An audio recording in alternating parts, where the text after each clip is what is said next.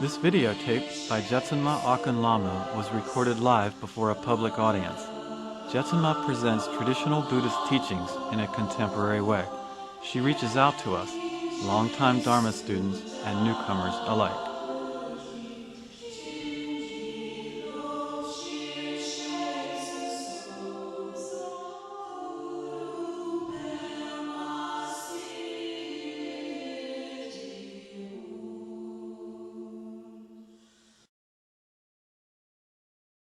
I designed the teaching for the children in such a way as to be able to help the adults as well. In a very simplistic way, that was the very essence of devotion. You see, the understanding that I tried to give to the children in a very simple way is the same understanding that each one of us should have about the relationship between ourselves and our teachers, and about the hopelessness and kind of alienation we feel on a spiritual level, thinking that Lord Buddha, whom we profess to follow, and Guru Rinpoche, who we also profess to follow, doesn't seem to be physically present. There's a lack of understanding in our minds, and also a lack of pure view that must be accomplished. That accomplishment of pure view, in the case of our teachers, is called the practice of devotion. Devotion is one of the very essential, fundamental teachings that is practiced within our own preliminary practice called ngundro. It is a very extraordinarily important part of the practice. Devotion is generally, our Guru Yoga it is called, in the case of ngundro, is generally the last section of ngundro that we practice. And the reason why it's generally the last section that we practice is that it is quite profound. It seems as though the words are very simple, that we should have devotion, that we should have pure view, that we should think of our teachers as the extension of Lord Buddha's compassion in the world. These seem like very simple thoughts, but they require a certain spaciousness within our own minds and a certain breakage away from our own self-absorbed and limited habitual tendency. Our perception is completely formed by our habitual tendency, you see. And so we have to go through a series of other kinds of practices to even get to the point where we can practice Guru Yoga very effectively. We must take refuge, and we must do so sincerely with great absorption. We must practice bodhicitta, which is the awakening of the compassionate mind, the awakening of the mind of realization, which is consistent with and inseparable from great compassion. We must practice purification. We must practice the gathering together of all of our riches and qualities, past, present, and future, and offering them to the three precious jewels. And in this way, within the context of mandala offering, we are accumulating merit, and that is what that practice is about. We must accumulate vast storehouses of merit in order to accomplish the more profound practices. Then and only then are we truly ready for Guru Yoga. Now, that doesn't mean that we should not try to accomplish and to realize Guru Yoga even at the very earliest stages, but it means that we should expect that our understanding will deepen as we progress along the path. Two of the most very important sections of preparation or preliminary practice are refuge and bodhicitta. Refuge is the practice of, let me try to put it in the most ordinary and common way that we can all relate to. Refuge is like this. Let's say that we just passed adolescence. And you know how you are when you're just past adolescence. You are kind of mindless, kind of not here yet, kind of wild and crazy, a little bit country, a little bit rock and roll, just not all together. Let's say that we had just passed adolescence, and we are doing what just past adolescence people like to do. We're at a party, and we have the same kind of delight at a party that young people would have. What's the cool thing to do? What's the extraordinary thing to do? What's fun? What gives us a buzz? What gives us a hit? What delights our senses? What draws us and makes us respond automatically, unthinkingly. These are the kinds of things that we do when we're a young adolescent. And this is the kind of thing that we do also on the spiritual path when we first begin. Often when we first approach the spiritual path, not all the inner workings and gizmos are entirely in place.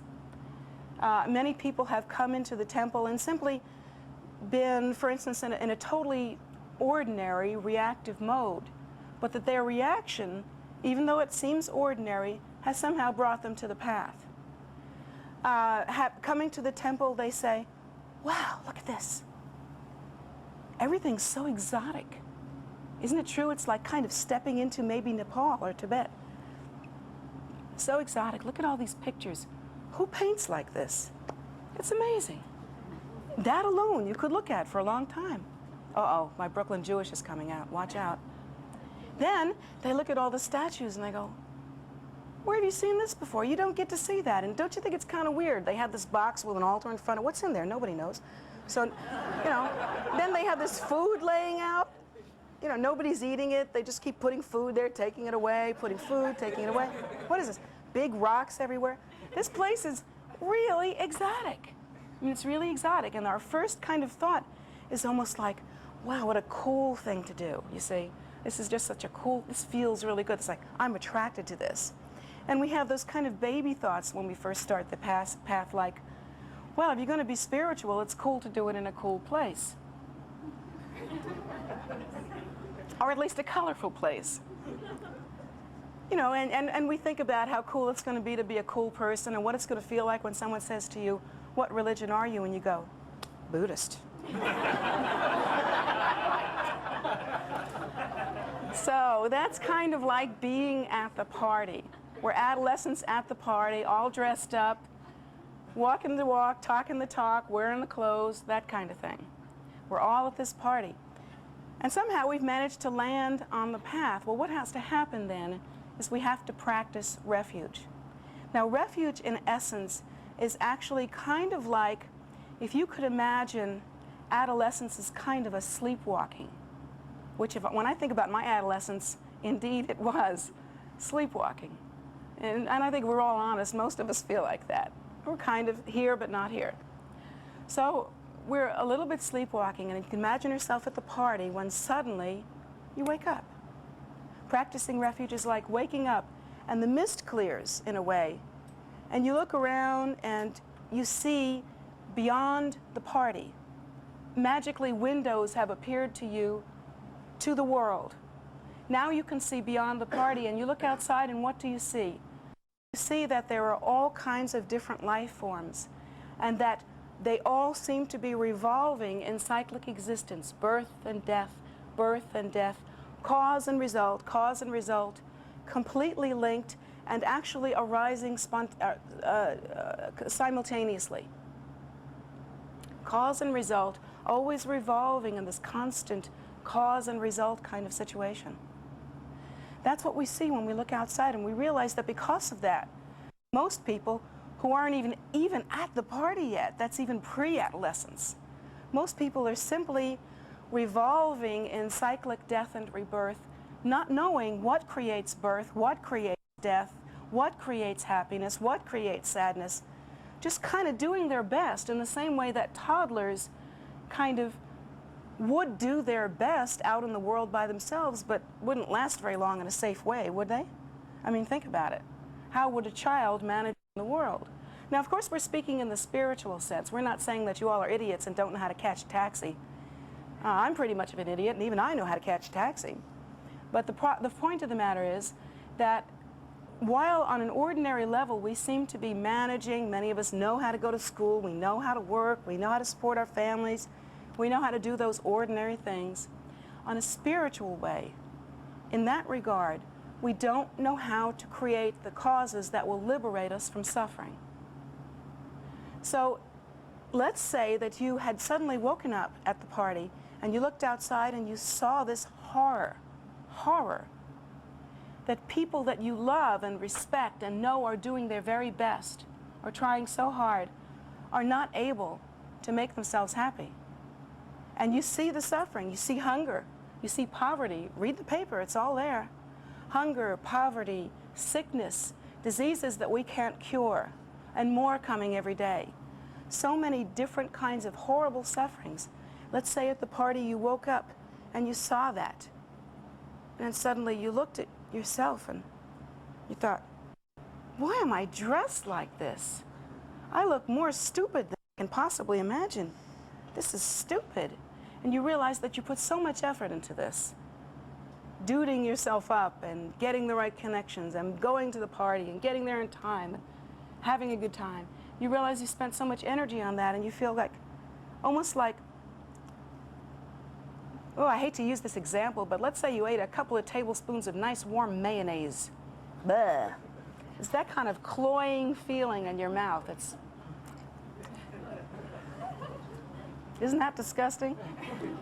That's how you'd feel. That's how you'd feel. You look at yourself and you kind of look what's going on, and you look at the suffering out there, and you look at the silly amusements, the silly things that hook us, that make us respond, the ridiculous things that make up our particular individual party.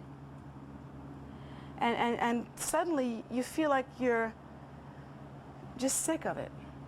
There's a feeling, once you study the suffering of sentient beings and the horror of cyclic existence, suddenly it becomes like nauseating a little bit, sickening in your mouth.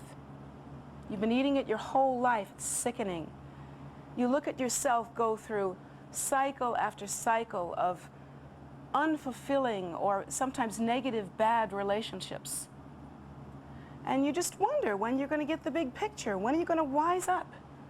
And it suddenly seems like your own lust and your own neediness are kind of like a little sickening.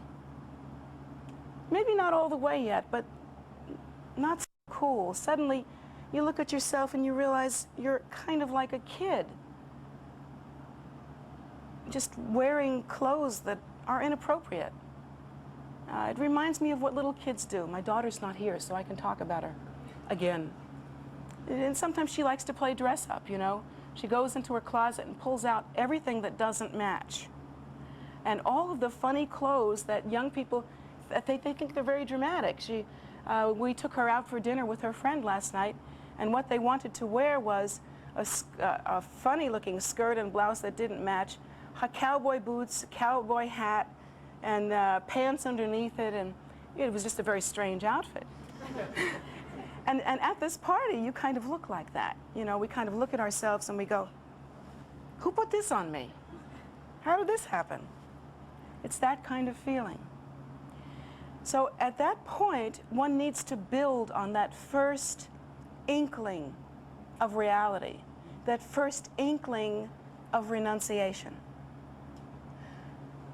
That first inkling is precious. It's like the first taste of pure water in your mouth. Let's say you're a person who for your whole life has had nothing to eat or drink other than, let's say, salt water, sugar water, nasty foods, warm mayonnaise, things like that that just don't feel good in your mouth. And suddenly someone gives you just a bit of the freshest, sweetest, coolest water to drink, mountain water, pure mountain water. How delicious would that be? Cool and sweet in a natural way. Your mouth maybe can't even take it in.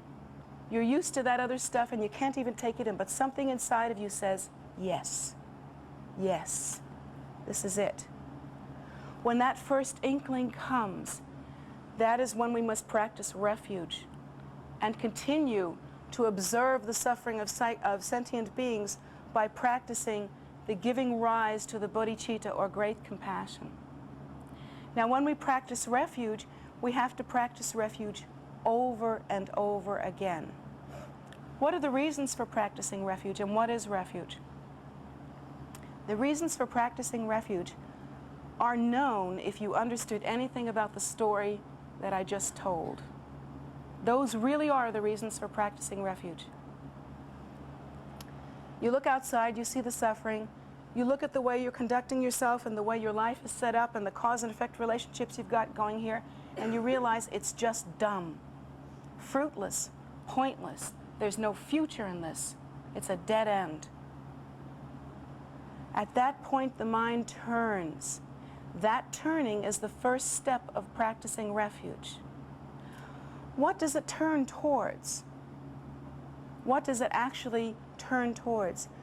Again, you've just looked out the window and you looked at yourself, and the first realization is something like, I don't know what to do now. I don't really know what to do. I know that something's terribly wrong, but I don't know how to get out of this. I don't know how to leave the party.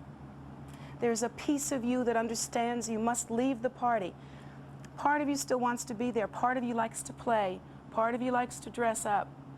Part of you likes to be unconscious of the eventuality of your own discomfort, suffering, death, old age, those things, and of the suffering of others. We want to be kind of barefoot and ignorant. Part of us wants that sleep, but another part of us, a stronger part of us, a more certain part of us, understands not enough. It is not enough. I'm hungry. They are hungry. This is stupid. Part of us gets that. That first turning is the first indication, the first movement that is required in practicing refuge. And we have to stay kind of absorbed in that turning. That turning should be practiced every day. These very thoughts, these very leaving the party thoughts, should be practiced every day. That's called turning the mind toward Dharma. Now we have to look for a way out, how to leave the party. The clue is, once again, the first thing we've noticed is the suffering and the trickiness and the seductiveness of samsaric existence, or the cycle of death and rebirth. The cycle of death and rebirth must be addressed. That's where the suffering is. How do we get out of that? We look at the other's suffering, we look at ourselves suffering, we look at how foolish we can be. And we think, what is the method? Aha, that is the answer. We need a method. The answer to that is to look toward those who have actually found the way out of cyclic existence. In other words, if you want to cross an ocean, and we're talking about the ocean of suffering, the ocean of death and rebirth, the ocean of samsaric existence, if you want to cross the ocean of suffering, of course you want to look for a boat. The boat is the method, isn't it? The boat is the method. Well, wouldn't you look for a boat? You're about to cross an ocean. There's no planes. We don't have planes. You want to look for a boat, right? You're not going to try to swim it, are you? See, swimming it is like saying, I'd like to be spiritual, so I'm just going to be spiritual in my own way, and I'll do my own thing because I'm a really cool guy, and I know how to do my own thing. That's like saying, oh, great, I'm going to cross the ocean of suffering. Here I go, dive in. How long do you think you're going to last? A little while, but not very long. Not very long. And the problem with that method is that you often don't even realize when you're drowning. So what we need to do is we need to look for a boat. No, not a boat. We need to look for a ship. In fact, if you're like me, you're practical, and you really want to protect your hide, you do not wish to cross the ocean of suffering in a rowboat, something weak and puny. Neither do you wish to cross the ocean of suffering in a boat that has not been proven seaworthy. Very important fact, really important fact. If I were to cross an ocean, I would want to know that the boat I am in has crossed an ocean many times and is in good repair and is pure, just in the way it was when it was originally capable of crossing an ocean. We want to know that it's made it back and forth. This is proven. We know we can make it. And we want to know, and also if you knew that you were crossing an ocean of suffering with, let's say the engineer of the boat, or let's say the guy that swabs the decks, wouldn't you be a little nervous? I'd be real nervous. I want to cross the ocean of suffering with the most experienced captain, the one who has crossed the ocean of suffering many times successfully and returned for me. That's who I want to cross with. I want the big ship. I want the best ship. I want to know that the captain has crossed. So in this way, we look for the most excellent method that has proven again and again and again to produce enlightenment, to produce realization. Not an imaginary enlightenment or realization, but that one with appropriate signs, the ones that are repeatable, reportable, and visible, such as the signs that our teachers give us at the times of their death, proof of their realization, and even the signs they give us in their activities during the time of their life. Only enlightened mind can produce enlightened, compassionate results. So we look for the most excellent method. We look for that method that has proven to give excellent result every time. That method would be Dharma. Dharma has brought about enlightenment in generation after generation of student and teacher alike. Students have become teachers who have returned to benefit beings, just as I hope you are hoping to do. Now, we not only need that, but we need an excellent captain. And that captain should be considered none other than the Buddha and his emanations in the world. We should look that the Buddha is the one who has successfully crossed the ocean of suffering and has without a doubt achieved enlightenment. Every sign, if you read the life of the Buddha, there is no doubt that he has achieved enlightenment. The result of his life, having brought enlightenment to so many others for 2,500 years, can only have risen from the mind of enlightenment.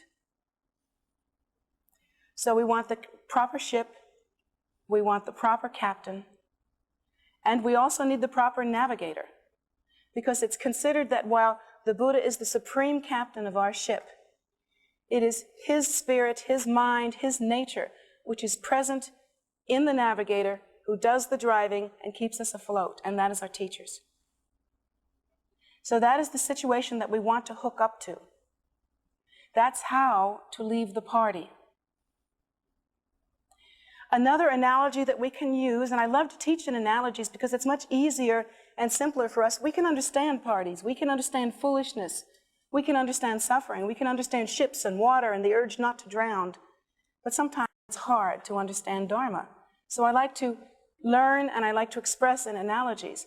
And one good analogy for understanding our present situation as we embark on the great task of practicing refuge and bodhicitta is that when we look around and we read the paper and we see our own eventual age and death and all the sufferings that come with it, as well as all of the others, we consider that the two of them are unbearable and they are inseparable. I'm suffering, you're suffering, it's all one package. You come to realize that it's like you're in a burning room. You know, the room just burning, burning, burning, burning on fire. And at that point, you look around and you realize that there is one door, one opening, not even a window, one door as an exit from that room, and that door is wide open. How much love and regard will you have for that door, being in that burning room? Well, we're so funny, we're so kind of asleep at the wheel, at least in the first part of our spiritual path, that maybe we don't even have much realization. But when in our own experience the room really begins to get hot, and we begin to see the singeing of our own hairs and really relate to the burning of our own flesh, and we begin to really see what the situation is due to our own experience, and we will someday. We will. If not now, then someday. Then at that time, we look at that door with such love and regard. In fact, we don't even think about how much we love and regard the door. We are so into the door that we are out of the door as soon as possible. We love the door. The door is our hope. It's like that when we approach the path. As we begin to practice turning the mind towards Dharma, we begin to practice seeing what is in this ocean of suffering, what we are surrounded with, then at that point, and begin to take in our own real experience and how how silly kind of it is when we try to keep on top of our own suffering when in fact we are suffering. And it is foolish to be in denial about that. At that point, our minds soften, they gentle, and they turn. And suddenly we get smart in a way we were never smart before. Suddenly we're on red alert. Something's different. And we begin to regard that door not as just a shape in a room, but as something that is more meaningful to us than anything else. The path is that door. Our teachers who give us the path is that door. They are that door. The method is that door. That is our opportunity to exit samsara.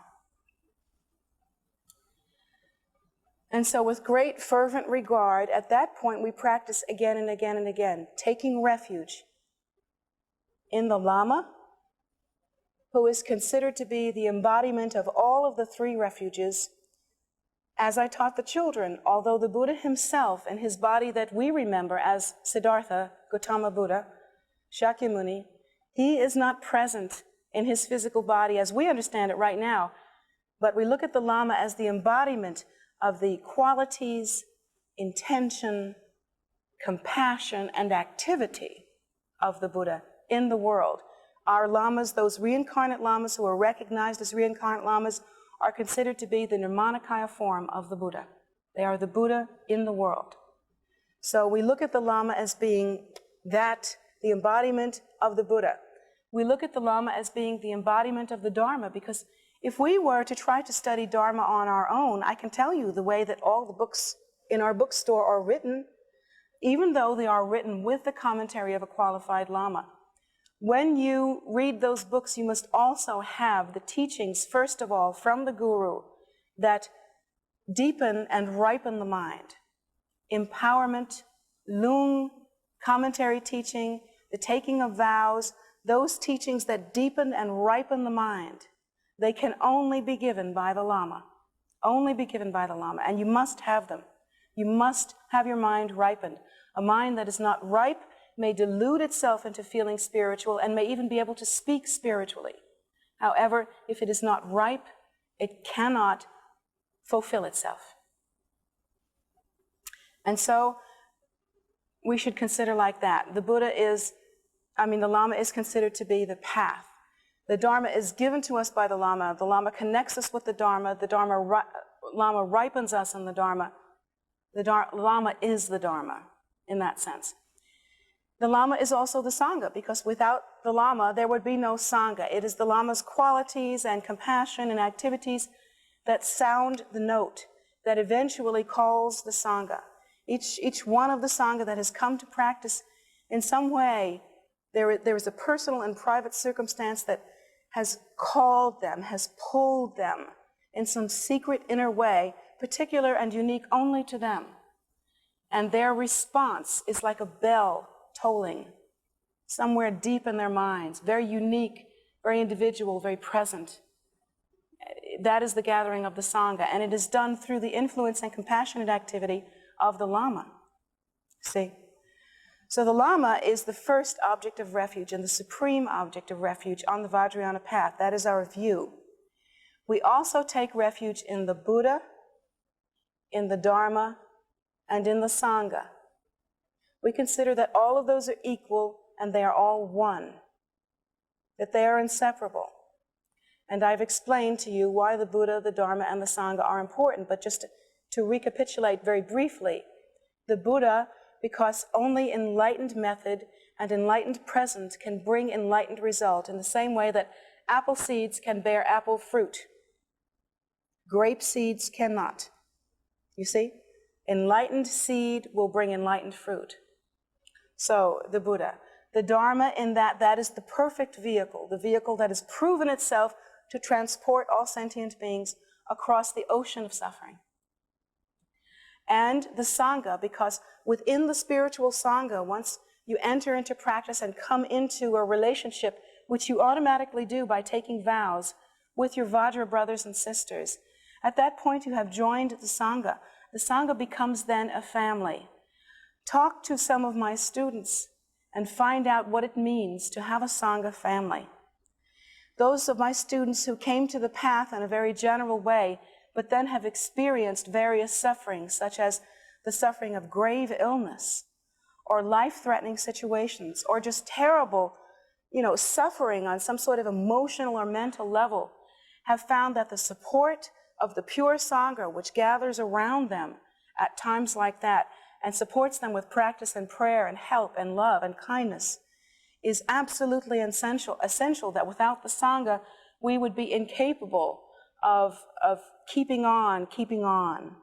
It would be so hard. It would be like a little sapling trying to survive in a hurricane. And the Sangha is rich with that kind of support and help. And furthermore, it is the Sangha's responsibility to propagate the Dharma. So the Sangha are considered to be an object of refuge, particularly those with robes, and particularly also those who have taken the Bodhisattva vow, because having taken the Bodhisattva vow, we can see that they intend to benefit us. And therefore, we can rely on them for secure friendship and not betrayal. As in ordinary friendships, we often receive betrayal. So the Sangha becomes very precious, and that is the taking of refuge, the Lama, the Buddha, the Dharma, and the Sangha. And as for the Bodhisattva vow, it is said that when one receives the Bodhisattva vow, if one were to remain secure, absorbed, with the mind spacious and relaxed, absorbed mentally and emotionally and spiritually within the taking of the Bodhisattva vow, that is to say, extremely mindful, right there with it on a very deep level, appreciating and understanding and grieving for the suffering of sentient beings, as well as our own suffering, and seeing them as being non-dual, and longing to help. Looking at the suffering, I mean, you look at an AIDS march on TV, and you look at people dying, and you say to yourself, enough is enough. This is awful. This is unacceptable. You look at war, and you look at the bodies of children laying broken and bleeding in the street, and you say to yourself, this is enough. Enough, not acceptable. You look at hunger, you look at homelessness, you look at all of it, and you say, enough, enough. To remain absorbed in that, to understand that this is the fate of everyone who is in cyclic existence without the method. To remain absorbed in that, it is taught that in that moment of absorption, if one were to do it, to give rise to such a depth of absorption that tears would come, then in that moment of absorption, you have removed 10,000 years at least, many thousands of years of gross karmic negative obscuration.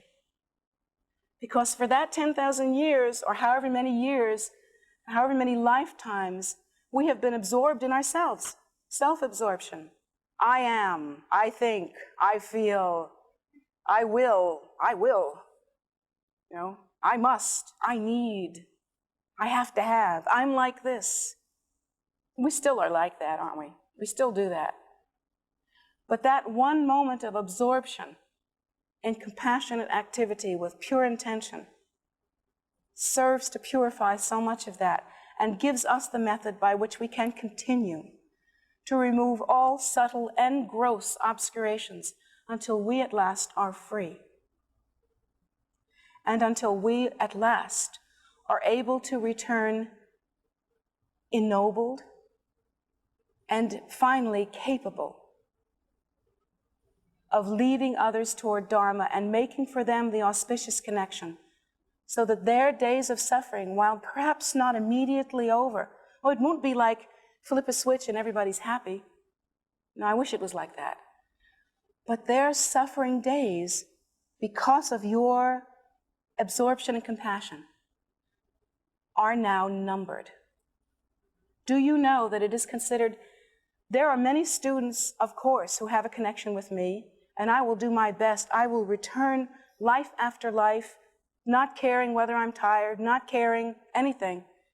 And this isn't just my idea. All the teachers, all the lamas, all the reincarnate lamas, those realized ones, will return without thought for themselves until the very last one of those sentient beings with whom they have a connection is finally liberated. And if they have to return even 100 lifetimes for that very last one, they will. I will. Now, if you take a similar vow, even if you can't fully practice it, even if it's just the first baby steps, there are those with whom you have a connection, and I don't have a connection, and neither do any of my teachers or any of the teachers who are able, but you have a connection to them simply through ordinary means. They were your mother in some previous life. Who knows, you could have been a cockroach.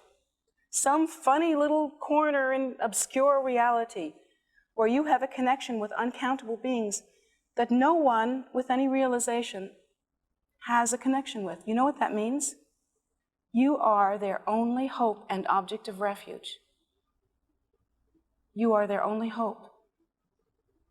So you must take this vow with complete absorption and think that you are taking it for their sake. For their sake. Because they are waiting for you, and the moment that you take this vow for the first time with complete absorption, and every time, therefore, that you continue to remind yourself and freshen that vow, their days of suffering are finally numbered. So at that point, the teachers all begin to nag a little bit, and they say, hurry, hurry, because they need you, and there's no one else. So you must hurry for the sake of sentient beings. You must. There are 3,000 myriads of universes, uncountable lives, connections that must be made, and you should pray every day of your life, whether I have a good or bad connection with every sentient being, let it bring them to Dharma. Let me find a way to be connected with all sentient beings, and let me never pass into nirvana until they are all free. This is our prayer as a bodhisattva.